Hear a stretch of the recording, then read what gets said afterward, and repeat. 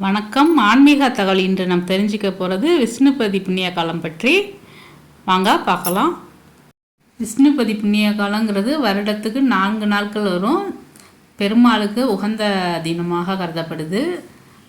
மாசி 1, வைகாசி 1, ஆவணி 1, கார்த்திகை 1.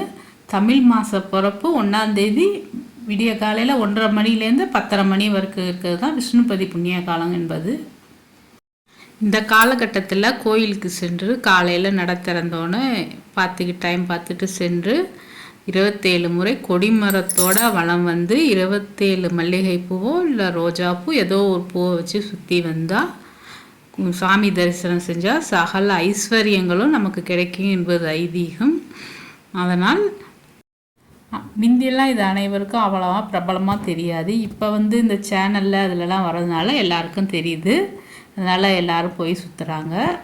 நான் எங்கே போனேன்னா தஞ்சாவூரில் 4 கால் மண்டபத்தில் உள்ள பிரசன்ன வெங்கடேச பெருமாள் கோயிலுக்கு தான் போனேன். போய் சுற்றிட்டு வந்தேன்.